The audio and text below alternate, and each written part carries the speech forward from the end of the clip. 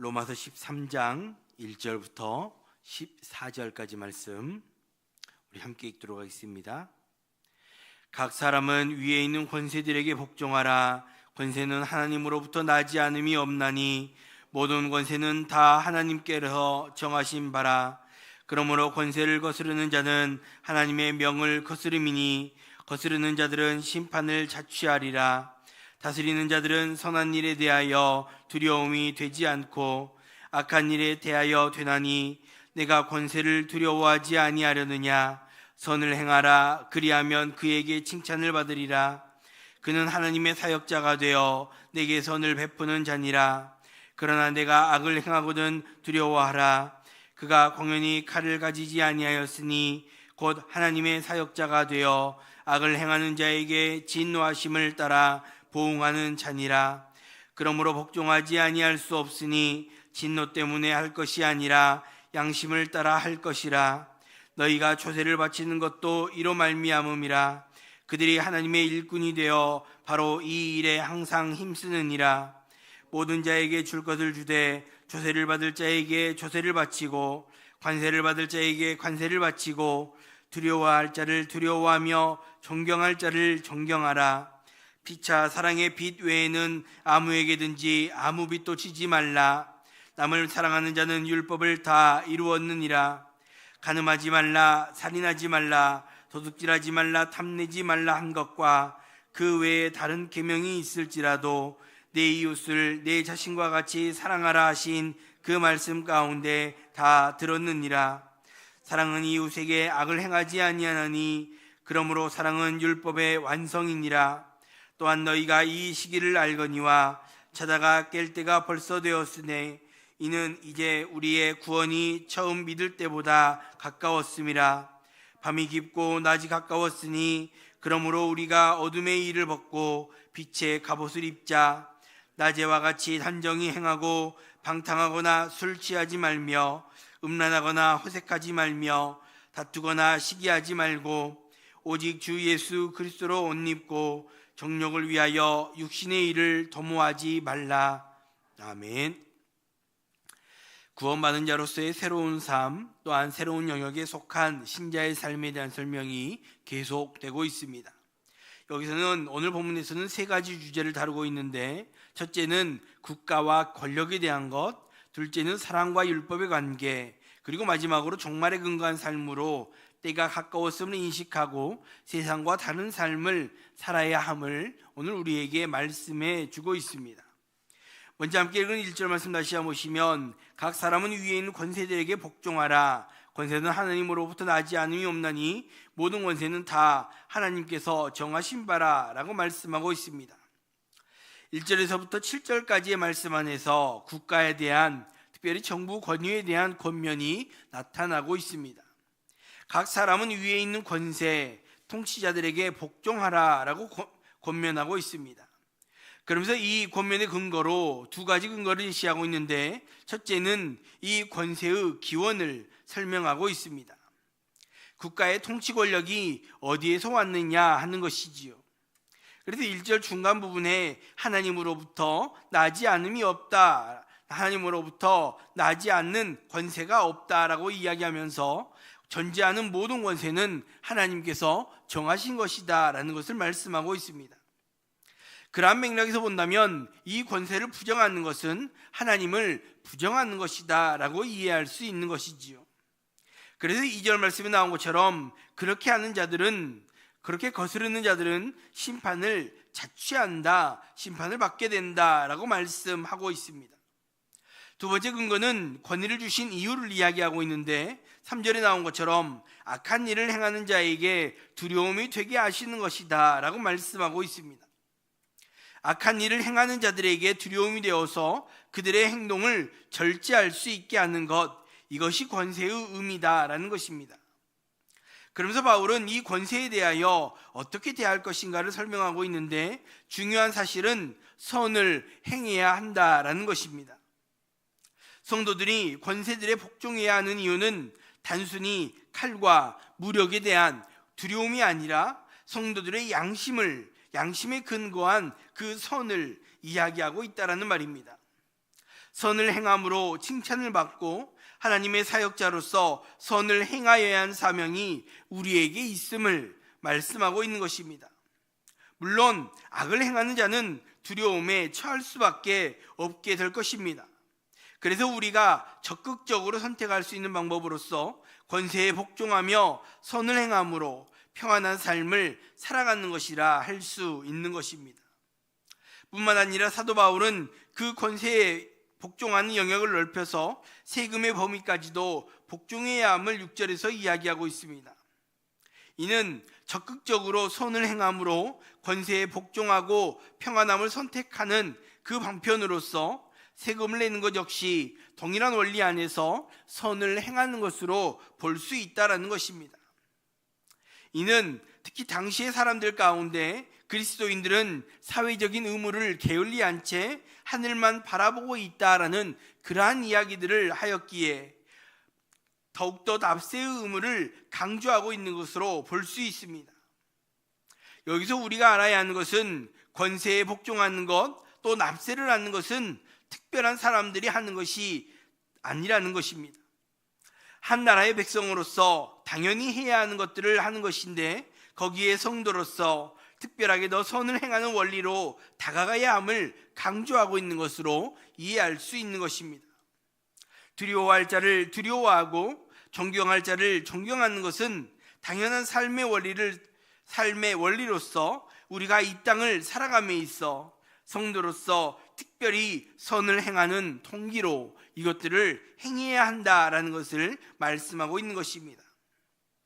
우리의 삶에 어쩌면 당연히 해야 하는 것들이지만 우리는 특별히 더 선을 행하는 마음으로 이것들을 행하며 이 땅을 살아갈 수 있는 우리 모두가 될 수 있기를 주님의 이름으로 축복합니다.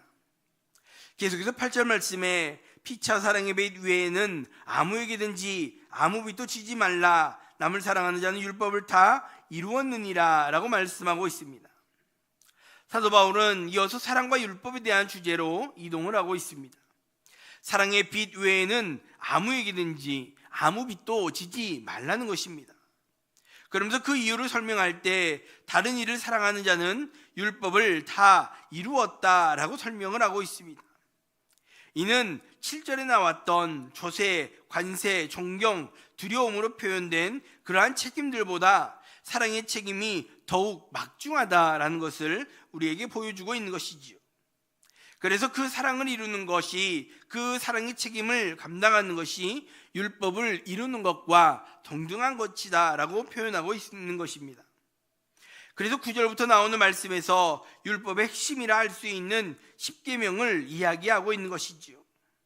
특별히 10계명 가운데 공동체에 관한 것들, 이웃과 관련된 것들을 언급하면서 이 계명을 온전히 이루는 것은 이웃을 사랑하라, 이웃을 내 몸과 같이 사랑하라는 그 말씀을 온전히 이루는 것이다 라는 것을 말씀하고 있는 것입니다. 이는 다른 계명들도 마찬가지입니다. 율법과 계명은 사람들이 악함 때문에 이웃에 대한 행위심을 부정, 명령문으로 제시한 것입니다. 그러나 성도는 긍정적인 사랑의 계명을 통해서 율법의 요구를 실천하며 그것을 완성할 수 있다라는 것입니다. 하나님은 하나님의 말씀, 하나님의 계명을 통해서 우리에게 그 계명을 통해서 우리에게 말씀을 허락해 주십니다. 그렇기에 율법은 옛 언약뿐 아니라 새로운 언약 속에 살아가는 모든 성도들에게 필요한 것입니다. 그렇기 때문에 사랑과 율법을 떼어놓고 볼 수 없다라는 말입니다. 율법 속에 들어있는 율법의 중요한 정신, 하나님 사랑과 이웃 사랑, 이 두 가지임을 우리는 잘 알고 있습니다. 구약의 율법들은 이 율법의 정신들을 이야기하는 것이고 예수 그리스도를 통해 주어진 새로운 말씀들 역시 이 정신을 이어가고 있다는 것이지요. 그러한 맥락 속에서 바울은 그 이웃 사랑을 조금 더 강조하고 있다는 것입니다. 믿음으로 하나님을 사랑하고 이웃에게 악을 행하지 않음으로 이웃을 사랑할 수 있는, 결국 이것을 실천하는 것이 하나님 사랑과 이웃을 사랑하라는 율법의 완성이 된다라는 것을 10절에서 말씀하고 있다는 것입니다. 이것을 우리의 삶에 적용을 해본다면 하나님을 사랑하는 믿음은 이웃을 사랑하는 행위로 나타나야 한다라는 것입니다. 악을 행하지 않는, 아니 적극적으로 더욱 선을 행하는 삶을 통해 하나님을 사랑하는 믿음이 드러나게 된다라는 것입니다. 우리가 선을 행하고 이웃을 사랑함으로 우리의 믿음이 드러나고 그렇게 선한 영향력을 끼치며 살아갈 수 있는 우리 모두가 될 수 있기를 주님의 이름으로 축복합니다. 계속해서 11절 말씀에 또한 너희가 이 시기를 알거니와 자다가 깰 때가 벌써 되었으니 이는 이제 우리가 구원이 처음 믿을 때보다 가까웠음이라 라고 말씀하고 있습니다. 사도 바울은 또 시각을 바꾸어서 이제는 경건한 삶에 대해서 설명하고 있습니다. 경건한 삶을 살아가야 하는 중요한 이유는 종말의 때가 가까이 왔기 때문입니다. 예상치 못할 때 갑자기 닥치는 그 종말을 준비해야 한다는 것이죠. 그 종말을 여러 가지로 표현하고 있는데 자다가 깰 때 또는 밤, 어둠의 일 등으로 표현이 되고 있습니다.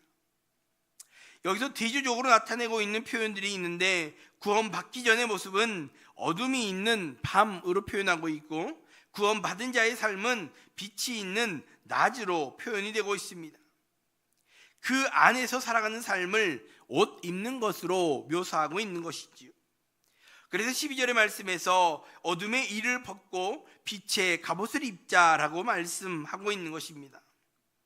이는 구원을 얻기 전의 삶은 어둠의 일을 옷 입고 있는 모습, 즉 방탕과 술취함과 음란과 호색, 다툼과 시기의 옷을 입고 있는 것이라 할 수 있습니다.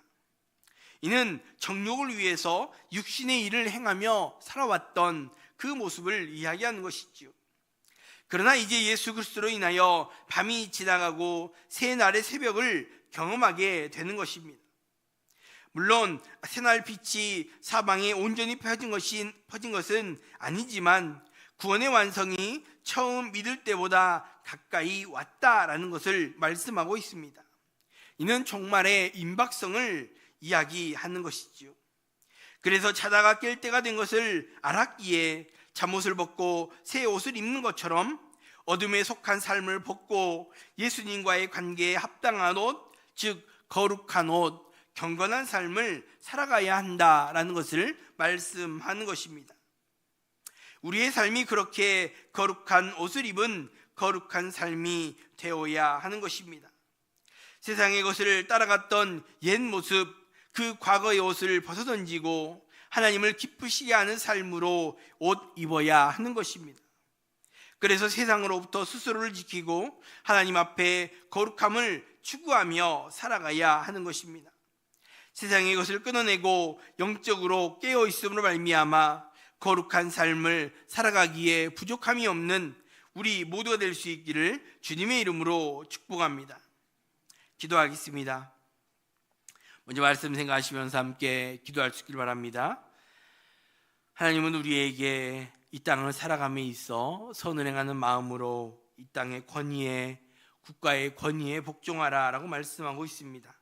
이는 어쩌면 우리의 삶에 당연히 해야 하는 것들을 다시 한번 이야기하는 것이지만 우리는 성도로서 선을 행하는 마음으로 그것을 행함으로 선을 행하는 동기로 그것들을 그 권위에 복종하며 살아갈 수 있는 우리가 될 수 있게 달라고 기도할 수 있기 바랍니다. 또 선을 행하고 우리가 이웃을 사랑함으로 말미암아 우리의 믿음이 우리의 삶을 통해 드러나게 하시고 또 믿지 않는 사람들에게 그 믿음을 또 하나님을 나타낼 수 있는 그런 우리 모두 될 수 있게 달라고 기도할 수 있기 바랍니다. 또 종말이 가까이 왔음을 다시 한번 기억하면서 세상으로부터 스스로를 지키고 세상의 것들을 끊어내고 영적으로 깨어있음을 말미암아 거룩한 삶을 살아갈 수 있는 그런 우리 모두 될 수 있게 달라고 함께 기도할 수 있기 바랍니다. 그 두 번째로 교회를 위해서 기도하실 때 오늘은 선교지와 미자리 교회와 농산쪽 교회들을 위해서 축복하며 기도할 수 있기 바랍니다. 특별히 선교지에 선교사님들을 붙들어 주시고 그 사역지와 그 가정과 그 자녀들을 붙들어 주심으로 말미암아 정말로 하나님 앞에 그 수고하고 섬기는 그 선교지들이 주께 돌아오는 역사들을 목도하며 간증하는 역사들이 있게 해달라고, 또 미자리 교회와 노산주 교회들도 마찬가지로 하나님 앞에 귀하게 쓰임받는 복된 교회들이 다 될 수 있게 해달라고 함께 기도할 수 있기 바랍니다. 함께 기도하겠습니다. 하나님 아버지, 은혜와 사랑 감사합니다.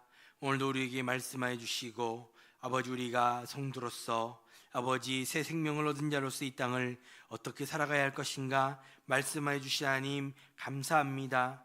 아버지, 우리가 말씀을 기억하며 정말로 주님께서 아버지 이 땅의 권세에 복종하라고 하신 그 말씀을 기억하게 하시고, 아버지 우리가 이 땅을 살아갈 때 당연히 해야 하는 것들을 아버지 선을 행하는 마음으로 감당하며 하나님의 말씀에 순종함으로 나아갈 수 있는, 그래서 하나님 이 땅의 권위에 복종하며 살아갈 수 있는 귀한 성도들이 다 될 수 있도록 하나님이여 함께하여 주시곤 합니다.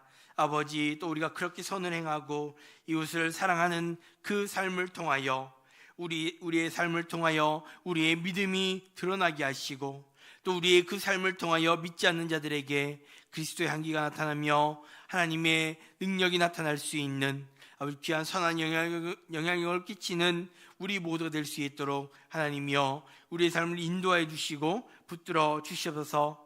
아버지, 특별히 우리가 이 땅을 살아갈 때 아버지 종말이 가까이 왔음을 인식하게 하시고, 아버지 세상의 것을 끊어내고 영적으로 깨어있음을 말미암아 아버지 주님께서 기뻐하시는 거룩한 삶을 살아가기에 부족함이 없는 우리 모두 될 수 있도록 우리의 삶을 붙들어 주시고 인도하여 주시옵소서. 사랑의 하나님, 또 선교지와 미자리 교회와 노산주 교회들을 위해서 기도하게 하신 하나님 감사합니다.